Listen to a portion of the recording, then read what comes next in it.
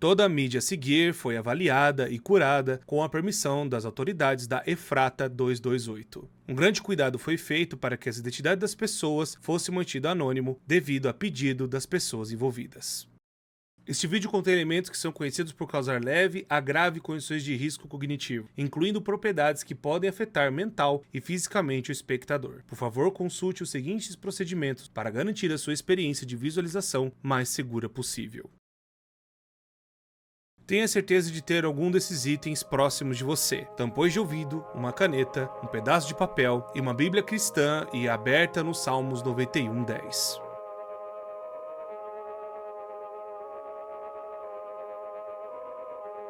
Se algo incomum começar a falar em línguas tangíveis aos seus ouvidos estampados, vá agora e coloque seus tampões de ouvido, pegue um papel e caneta e comece a escrever. Eu posso ver esse papel, eu posso ver essa mão, eu não consigo ouvir milhares de gritos, eu não consigo ver a celebração, eu estou me movendo, eu estou respirando, eu não posso me mover e nem quero.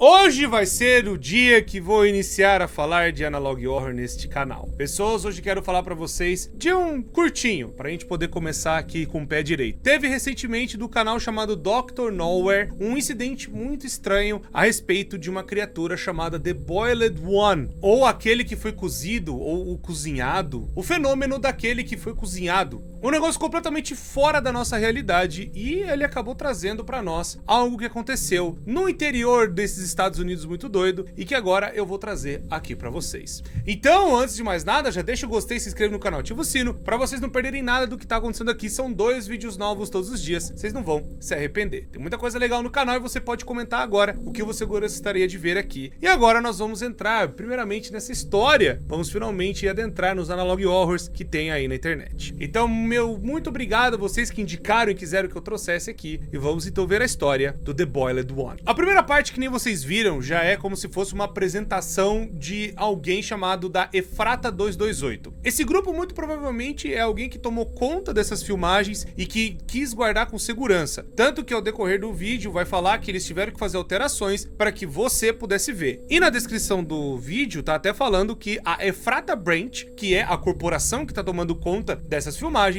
ela acabou fazendo essas alterações, mas você precisa saber a verdade, você precisa ver o que tá acontecendo e se preparar para algo bizarro desse tipo aparecer perto da sua casa. Fora que também na descrição tem uma outra coisa que também foi curada e é a principal distribuidora desta fita, que é a WebU Industries. Não se tem muitas informações dela, talvez tenha algum outro vídeo, mas nesse vídeo aqui raramente vão falar a respeito desse WebU. Bom, vamos lá então, vamos ver o que tem nessa fita muito doida. E que nem vocês viram, é uma fita também para a gente se proteger de algum tipo de criatura. E essa criatura, ela vai causar distorções da nossa realidade de um jeito, né, bem macabro e bizarro. Tanto que ela vai falar um passo a passo e vai trocar as frases ali para justamente confundir a sua cabeça, né, como se fosse para você entrar, né, no negócio, para deixar ela entrar na sua casa e deixar ela fazer a bagunça que quiser. Tanto que a próxima sequência das tarefas que nós temos que seguir para impedir que o The Boiled One entre em nossa residência é justamente ter uma Bíblia perto de você, e justamente você tem que ir no Salmos 91:10, onde diz o seguinte: nenhum mal te sucederá, nem praga alguma chegará à tua tenda. Depois que a gente seguiu, né, as instruções de escrever aquilo lá, que a gente, não, eu sou um ser humano, eu estou aqui nessa terra, e a gente lê a passagem de Salmos, isso que ainda a gente tá no começo do evento, a gente tá se preparando para ver ainda o que esse bicho faz. Você ainda tendo todos esses cuidados, se ainda acontecer alguma coisa, você tem que contactar as autoridades imediatamente. Você vai receber um tratamento de amnésticos que servem justamente para você ter um tipo de memória removido do seu cérebro, ou também aquela lavagem cerebral, ou também conhecido como lobotomia, para justamente você não ter mais imagem desse bicho na sua cabeça, para você nunca mais ter nada ou qualquer coisa que fique cravado dentro de você, porque se ele grudar na tua cabeça, ele vai ficar. Ainda vai completar dizendo que alguns ainda conseguiram viver uma vida normal depois disso. É claro, depois que apagar a memória, é claro que você consegue viver normalmente, né? Mas, né? Enfim, o negócio é completamente absurdo. Agora que você sabe todas as ferramentas e opções que você tem contra esse bicho, vamos ver finalmente o que aconteceu para a humanidade ter conseguido registrar esse bicho, o que é esse negócio, esse fenômeno que aconteceu em algum lugar desse mundo. Estamos agora no dia 13 de agosto de 2003, um lugar chamado Tree of Heaven, ou a Árvore do Céu. No final da década de 90, um documentário que agora está em segredo, que foi um programa de televisão que iria estrear naquela época a partir de uma estação local na Pensilvânia. O programa girava em torno de florestas e plantas e animais e foi dirigido principalmente para as crianças. A estrela do show e o narrador falariam sobre as maravilhas da natureza, os perigos dela, como apreciar o lugar e, mais importante, e também a como se proteger a partir dele. Infelizmente, no começo de 2001, o programa foi tirado do ar devido que o apresentador acabou falecendo. Mas aí algo estranho aconteceu. No dia 13 de agosto de 2003, o 13º episódio começou a ser reprisado como se tivesse vindo de lugar nenhum. O áudio a seguir mostra como que era o começo do segmento desse episódio. Good morning, bushwhackers. Today we're venturing into the heart of the forest to find a plant that's as beautiful as it is deceptive. Poison oak. We all know about it, and here in Pennsylvania it's not as common, but still something to look out for. And here on we aim to uncover all the wonderful secrets that nature has to offer, no matter how minuscule or gigantic. So let's get going, shall we?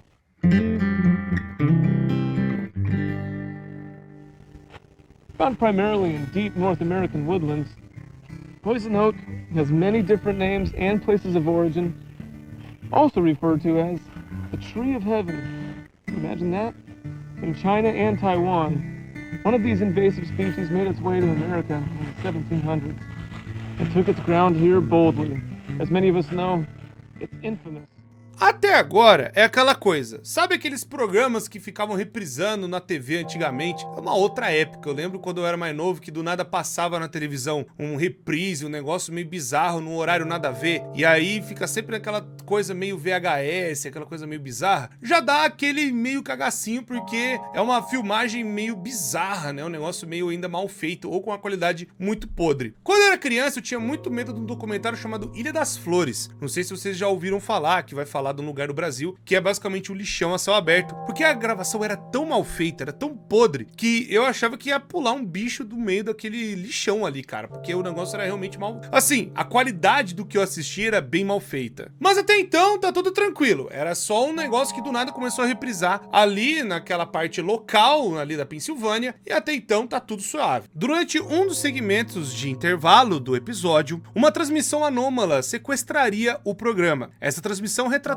vídeos de um rosto vermelho derretido que falava ao espectador de forma calorosa, mas profundamente desconcertante. Esse rosto e suas propriedades agora serão referidos como PHEN 228. E assim como o FEN 228 falou, imagens e até mesmo o monitoramento das câmeras de hospitais também seriam sobrepostos na tela, obscurecendo o rosto do FEN 228. Embora o FEN 228 fosse lembrado como se ele estivesse falando mais em inglês, vários espectadores que não falam a língua inglesa lembraram de compreender cada palavra que ele estava falando. Aqui é só um detalhe que é basicamente o texto que vai aparecer depois quando o fenômeno começar a falar, e ele está basicamente dizendo que em outras línguas também eram compreendidas, ou seja, ele podia falar uma vez só que todo mundo entendia. Então o que está aparecendo no olho ali é nada mais do que o texto que vai acontecer daqui a pouco, tá? Então podem ficar tranquilos com isso. O clipe a seguir é uma gravação restaurada da transmissão anômala. A duração do clipe foi reduzida e o áudio foi abafado, invertido e umedecido. Estas alterações são absolutamente necessárias para suprimir o quanto for possível os seus atributos perigosos. Para máxima segurança, observe com lentes azuis o que você vai ver e insira os tampões de ouvidos. Isso aqui é o que o Fenômeno 228 disse naquela transmissão.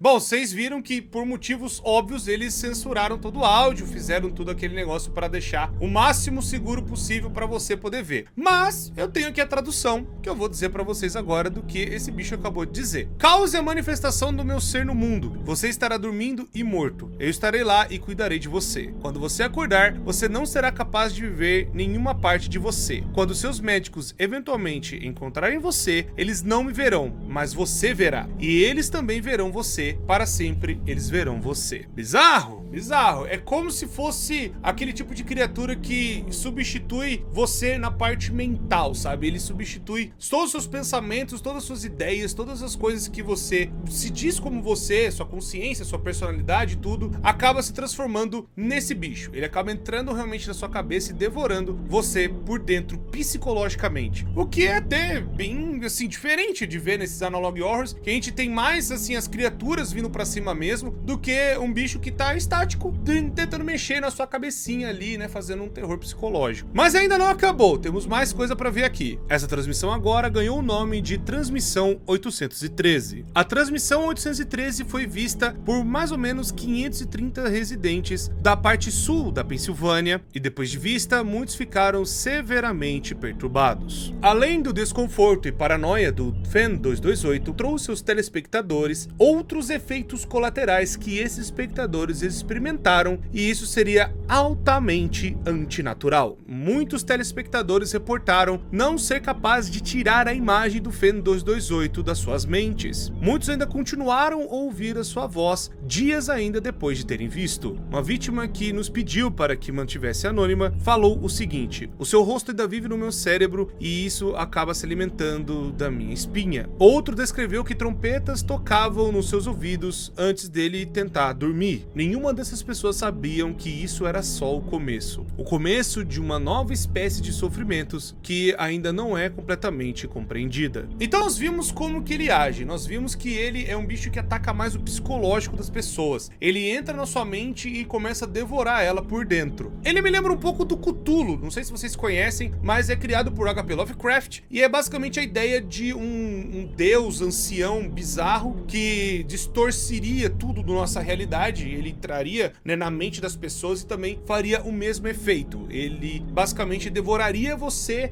a sua mente, de dentro para fora, e você acabaria se tornando ou um dos seguidores do próprio Cthulhu ou alguma outra criatura bizarra dos mitos de Cthulhu. O Cthulhu tem uma lore absurda e bem doida, e dá pra ver que esse The Boiled One segue praticamente a mesma ideia. Mas vamos lá, temos mais coisa para vermos aqui. 14 de agosto de 2003. O grande blackout do Nordeste. Depois da frequência anômala que foi detectada na televisão, algumas outras estações tiveram problemas. O NERC foi ordenado pela EFATA Branch a ter todas as redes elétricas locais do estado da Pensilvânia desativadas pelas 4 da tarde para evitar uma nova escalada da anomalia e o conhecimento público da transmissão 813. E isso acabou se espalhando para várias partes de Nova York, Nova Jersey, Ohio e também até para o Canadá, criando o que foi famoso em 2003, conhecido como o Grande Blackout do Nordeste. Quase 50 milhões de pessoas ficaram sem energia. Alguns até demoraram dias para ter a energia de volta. Agora que vem a parada que é um tanto quanto mais sinistra. Como é um negócio que aconteceu há 20 anos atrás, algumas pessoas não se lembram, e a gente que é aqui brasileiro nem chegou a ver isso direito. Foi uma notícia muito mais impactante lá fora. Em 2003, realmente aconteceu a grande blackout da parte do Nordeste dos Estados Unidos, onde ali, mais ou menos em Ohio, uma tensão do fio ali elétrico que alimentava toda aquela parte ali acabou colidindo com uma árvore. Talvez pela tempestade que estava rolando, acabou colidindo e mais de 50 milhões de pessoas ficaram sem energia elétrica. As áreas afetadas chegam a Nova York, Massachusetts, Nova Jersey, Michigan, Ohio, Toronto, Ottawa e muitas outras cidades e várias outras partes do estado dali, pelo menos dos Estados Unidos, do Nordeste e até no Canadá. Isso realmente aconteceu. Eu gosto quando esses analog horror eles começam a usar coisas que aconteceram de verdade para pra botar um bicho atacado no meio, sabe? Um negócio bem interessante. Durante essa confusão causada pelo blackout, todos os traços da transmissão 813 foram coletados pela Ephrata Branch e aparentemente desapareceram da existência. E também até notícias, incluindo artigos de notícia e trabalhos da manhã daquela transmissão, posts na internet, gravações e muito mais. A causa do blackout foi prontamente cobrida e eles acabaram fazendo uma combinação de erros humanos e que resultou numa árvore caindo em uma das partes elétricas em Cleveland, Ohio, mas o dano já estava feito. 12 dias após a transmissão 813 ser bloqueada do ar, um influxo historicamente maciço de pseudocoma, LS, ocorreu em todo o estado da Pensilvânia, deixando 509 pessoas afetadas e muitas famílias em choque. Voltei aqui para dar uma explicação do que é esse pseudocoma. Na verdade, é a síndrome do encarceramento, ou chamado de lock-in syndrome, por isso que tá LIS. É uma doença que afeta uma parte bem específica do cérebro, que dá um dano muito absurdo de sensorial para você meio que ficar no estado vegetativo praticamente. A única coisa basicamente que a pessoa consegue ainda meio que movimentar é um pouco dos olhos, basicamente. Então imagina você, do nada mais de 500 pessoas da noite pro dia entraram no negócio de lock-in syndrome. As pessoas ficaram em coma do nada, absurdamente, plau, do nada, 500 pessoas ali travadas na cama. Onde quer que elas estavam, né? O pseudocoma é uma condição extremamente rara em que um paciente experimenta uma desconexão cérebro-medula espinhal, deixando ser consciente, mas incapaz de se mover ou de se comunicar verbalmente devido à completa paralisia de todos os músculos voluntários do corpo, exceto para movimentos oculares verticais e também piscar. Esse surto anômalo de uma doença tão rara foi considerada como um espetáculo para o Departamento de Saúde dos Estados Unidos e foi colocado sob investigação governamental imediatamente. Mas uma coisa foi comum em todos esses casos: os pacientes estavam em casa assistindo a TV à noite, a transmissão quando ela foi ao ar. Por mais algumas vítimas desse surto não conseguiram falar, elas conseguiram se comunicar com o código Morse através das piscadas. Mais de 60 vítimas foram entrevistadas. Muitas dessas entrevistas acabaram sem resultados satisfatórios e muitas ainda levaram para mais questões. E muitas outras ainda tiveram resultados que acabaram sendo arquivados ou deletados. Entretanto, um pouco ainda tarde dessa investigação, a Ephrata Branch conseguiu ver algo particular, um caso estranho que acabou vindo de uma pessoa chamada Job Zamperini, um idoso vítima também dessa anomalia do surto do pseudocoma. Job Zamperini especificamente pediu que esse apelido fosse usado nas futuras gravações ao invés do seu nome real, o que isso ainda vai se manter em segredo. Zamperini era um veterano de guerra e era fluente em código Morse, colocando ele como um potencial entrevistado o mais cedo que esse surto pudesse ser colocado sob investigação.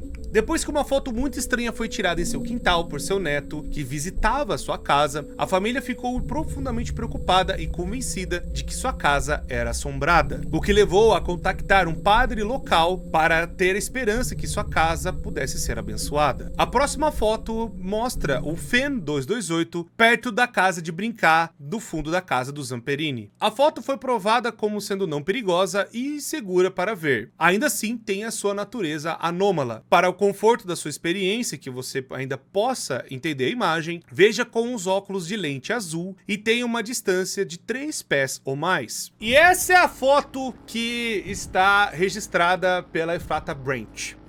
O bicho é pequenininho, né? Bom, se bem que é uma casa de brincar, então seria o tamanho de uma criança. Seria mais ou menos 1 metro ali, vai, de altura. Dá mais ou menos umas 5 casas. Então uns 5 metros de altura. Ele é um bicho quanto grande, vai. Ele é sinistro. Esse bicho é filho da mãe. Zamperini ainda falou que algo terrível e não sagrado estava com ele, e o machucaria e possivelmente outros se ele descrevesse as coisas que foram ditas para ele. A próxima gravação foi recuperada, antes estava arquivada, onde o oficial T. Gomez da Ephrata Branch entrevista o Job Zamperini.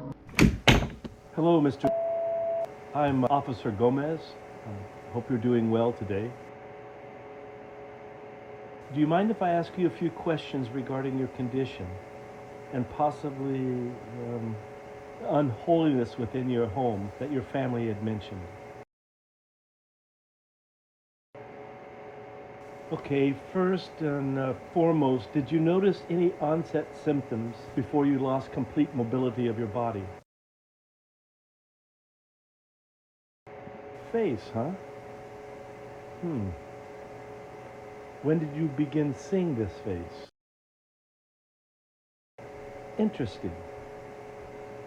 Many of the people who have seen the broadcast that you saw on August the 13th described having vivid and upsetting hallucinations. Do you think this is something your brain has created? Can you please describe this face to me?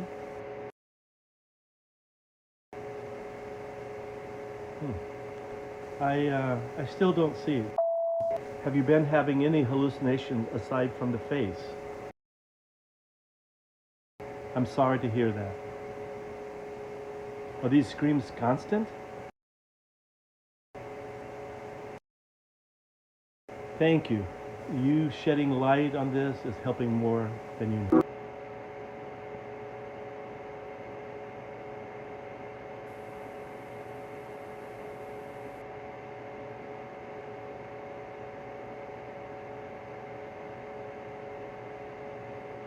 Pois é, muito revelador o que nós temos agora. Então nós temos que é uma criatura que ela entra na sua cabeça, ela fica completamente... E ela fica, sabe, devorando tudo que você conhece e até te leva no estado de coma. Ou seja, você fica preso na cama, né, como se fosse esse pseudocoma, melhor dizendo. E ela vai ainda jogando mais imagens e coisas na sua cabeça. É justamente para você ficar travado e você não ver nada mais além dessa criatura. Ou o tal Fan 228. Se vocês perceberam na entrevista, pisca mais ou menos ali, meio que em vermelho, fica, tipo, não tem nada mais além de mim e você. É como se, tipo, a criatura quisesse falar, não tem nada aqui não, tá tudo certo, sabe? Tá tudo bem, tá tudo tranquilo. Mas nós sabemos que não tá, né? Que ele próprio fala que tem um bicho na janela, e é justamente dali da janela que o bicho começa a vir. A próxima parte é um negócio extremamente bizarro, é um negócio muito do bizarro, é o bicho de novo querendo, sabe, entrar na sua mente. É por isso que a gravação foi completamente deletada, pois novamente parece que as gravações o bicho consegue, mesmo sem mexer ou editar ou algo do tipo, ele consegue entrar naquela gravação ali na fita ou onde quer que esteja e alterá-la para justamente quem for ver acabar percebendo o tal Fan 228. E é justamente isso que vocês vão ver agora.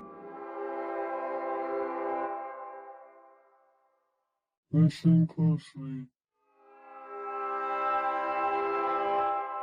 Do you hear it? You will hear the laughter of thousands as the sky opens up. You will hear the trumpets play their happy sounds. The scalding blood of life will pour down onto us all. Together, we will be still. Together, a feast fit for a king. Together, melded by love and purest connection. Be still.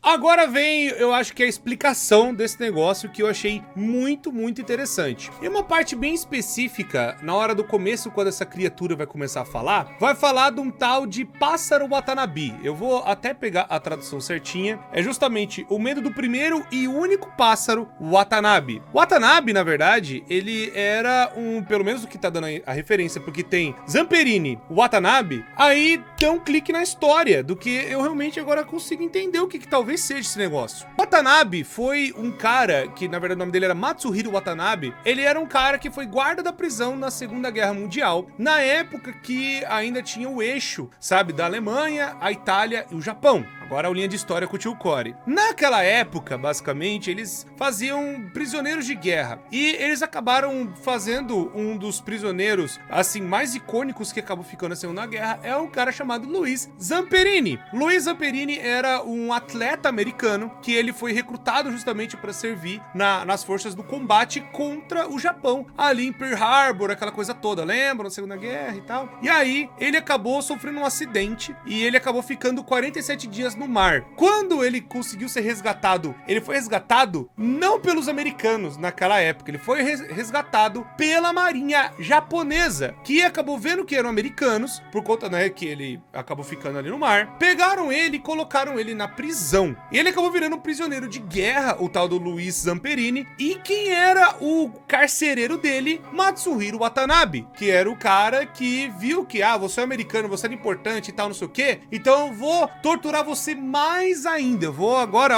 descer-lhe o cacete, porque você é americano e nós odeiamos os americanos. Depois, o Luiz Zamperini foi libertado, só que uma coisa interessante é que o Matsuhiro Watanabe, ele não conseguiu ser capturado quando as forças do eixo caíram. E aí, o que aconteceu? Esse Matsuhiro Watanabe, ele deserdou, ele sumiu, ele fugiu, sabe?